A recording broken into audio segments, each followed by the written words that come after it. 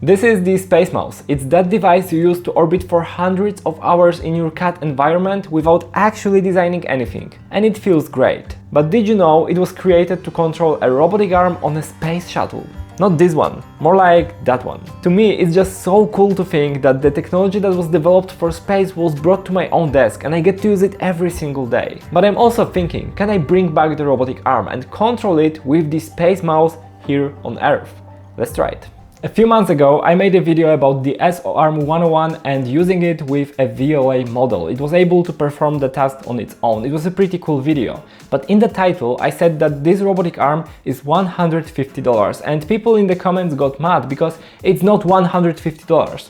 Well, in fact it is. It's $260 for all the motors and electronic parts, plus the 3D printed parts, so it's about $300, but for 2 robotic arms. And yes, in a way you need 2 robotic arms to get this project working because you need the leader and follower setup, but once your model is trained you only need one, the follower that actually performs the task. And the first one is just a controller. So I started thinking, can we somehow replace the leader arm with something different?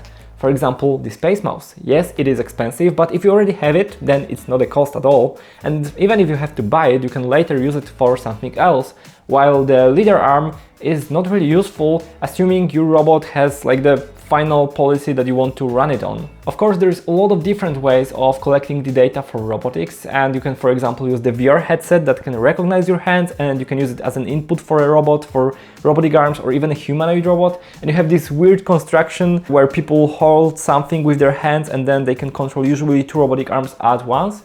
And all of that works great, but it's complicated and expensive. And the SpaceMouse is simple. Do you know what's not simple? Literally everything else about this project. I decided to use the Jetson Orin Nano from Nvidia and it works great. It's a really powerful small little computer and it was just enough to connect the keyboard, mouse, arm and the SpaceMouse. For the software, I will be using LeRobot created by Hugging Face. It's a really powerful library, let's say, for robotics, and you can use it with the SOARM very easily, but SpaceMouse is not implemented there, so I created a fork of that on my own GitHub. I will give you a link in a second. With Git, I cloned the repository on my own computer, and then I had to implement the SpaceMouse and get it all to work. But I'm quite lazy and I don't really like programming, so I opened Google Anti-Gravity, not sponsored in any way, but it's pretty cool and has plenty of AIs that you can use to write your software. I just did a lot of prompting and I got it to work after some manual fixes. All the code is available on my GitHub and you can also find a short instruction in the README.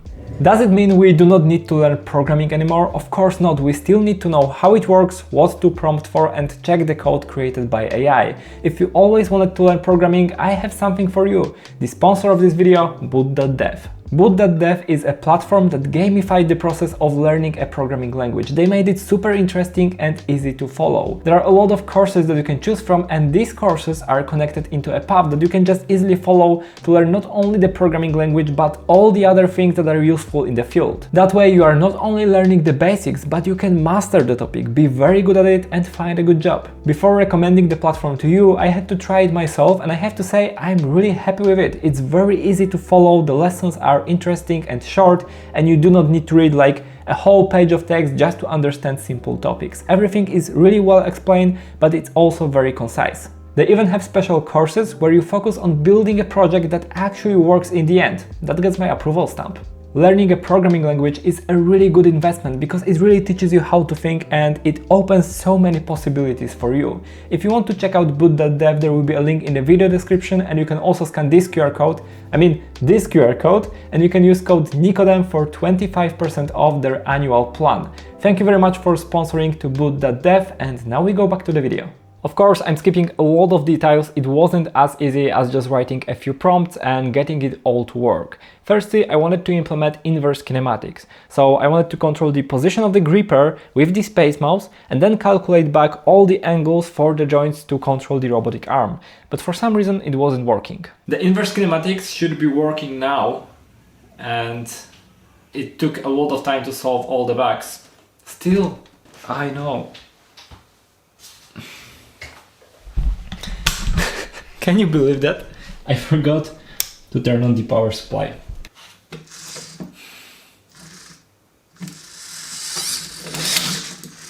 No. It's just that well, I'm not even touching the space mode right now, okay? The arm is going crazy. Right now I'm trying to just rotate the gripper.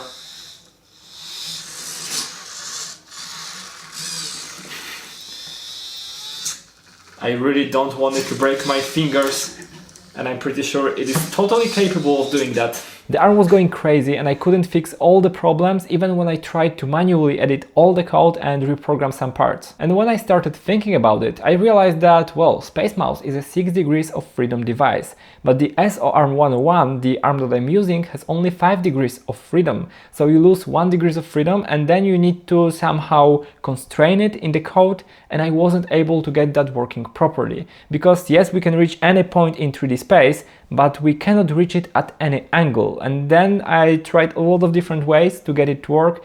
I'm more than sure that it's possible to control the arm like this with inverse kinematics and just lock one of the axes. But even when I was very close to getting it to work, it was very hard to control because of the lack of this one axis. So I decided to try a different idea. But I think there is a better way to implement the SpaceMouse on the SO arm, and that is, instead of using the inverse kinematics, I want to directly map the axis of the SpaceMouse to the axis of the robot. Let's try it. Hello, it's me again, Mr. I forgot to turn on the microphone, and because of that you cannot hear what I'm saying. The bigger problem is I do not even remember what I said, so I will just pretend that it wasn't important and we'll move on. Getting the robot and SOARM to work is way easier on Linux. Actually, I don't even know if it is possible to get it working on Windows, so I have been working on Jetson Nano when connected to the arm and the SpaceMouse, and also on my Windows machine to program everything, and then I was pushing the changes to GitHub and pulling everything on the Jetson. But later I had to switch from the Jetson to my main computer running Ubuntu as a dual boot setup because I ran out of port on the Jetson and I wasn't able to connect the cameras. And when I finally got it to work, I had to practice a little bit controlling the robot arm with the SpaceMouse. It wasn't as obvious, and because I wanted to collect a high quality dataset, I practiced picking up the Lego bricks and putting that in this gray container. And it took like, I don't know, half an hour, maybe even an hour just for training. And I have to say that controlling with the follower and leader setup is just so much easier. You can just literally grab the arm and without any practice you can perform the task perfectly fine. With the SpaceMouse it's not that easy. And that is the problem, because the quality of the dataset is a very important factor on whether your model will actually work and perform well in the real world. Let me show you how it works from my perspective. So here I have the SpaceMouse, this is the robot arm, and now if I move it up like this, I move this axis, then I can tilt it forward to move this axis, and I can also just move it without tilting forward and backwards to do this. Of course I can twist it to rotate it, and then I can also twist it in this direction to rotate the gripper, and I close the gripper and open it with these two buttons. And honestly that's very convenient. It's obviously not as straightforward and easy as the follower and leader arm configuration, because it's definitely just, you don't even need to practice anything to use the leader and follower. It's that easy because these robots are exactly the same. Here you need a little bit of practice, but come on, after 15 minutes of playing with that, I feel quite comfortable with using it. I still make mistakes sometimes, but overall that totally works.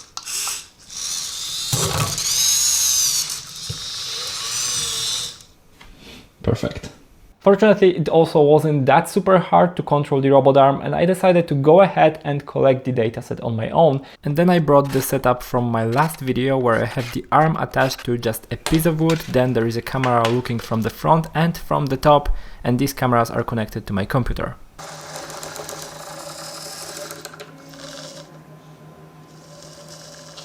When I turned on the robot record script, there was a problem. The arm was very slow and very unresponsive to the SpaceMouse commands.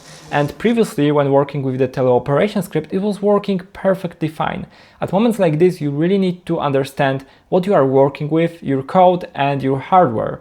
And I quickly realized what is the problem. The teleoperation script is running at 60 Hz. All it does, it takes the input from one device and it sends it directly to the robot arm. But then the record script is doing a lot more. It is taking the images from two cameras at once, it is saving everything to the file. There is a lot happening. But the SpaceMouse doesn't care. It sends the data as quickly as it can, and then that data is trapped in a queue and it is waiting to be processed by the script. So I just simply implemented one simple fix in my code and got it to work very smoothly. Thanks to the training I did before, it was quite easy, but not as easy as using the follower and leader setup.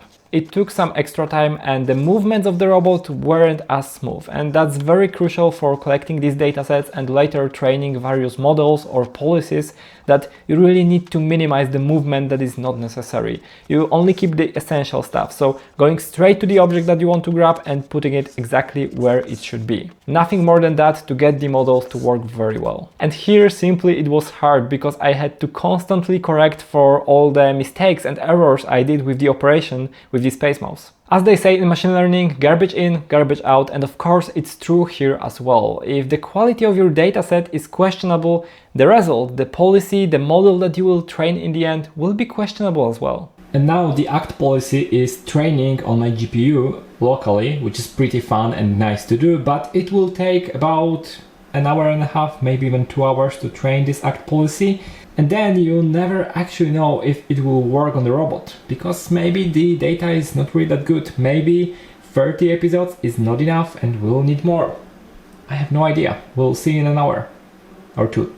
It took exactly 45 minutes to train the ACT policy for 100,000 steps on a 4090 GPU, so not a bad result, but now the question is, will it even work on the SO arm, and will the policy be able to properly solve the task? And most importantly, is SpaceMouse really useful for controlling the SO arm?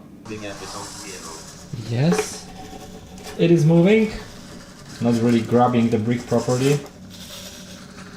Maybe now. Come on, I believe in you. Close, but not really.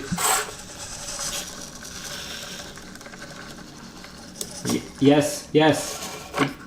Yes, come on. Yes, it worked. It worked. It is not as smooth as it was previously when I have been using the leader-follower configuration, but still you can control the robotic arm with the SpaceMouse, you can collect the dataset and train the model, and yes, it will work. I guess with some more training I could collect even better dataset and probably a bigger dataset and train a higher quality model. So in the end, is it worth it to save $150 and control your robot with the SpaceMouse? If you already have one, it's worth giving a try. But if you want to buy the SpaceMouse just for this project, it's definitely a way better investment to just buy a full kit for the SO arm 101. I will give you all the interesting tools and links in the description of this video. Also, huge thanks to my Patreon supporters. If you would like to become one of them and help me with producing these videos, check out my Patreon, it's linked in the description. Thank you very much for watching and see you in the next video. Bye!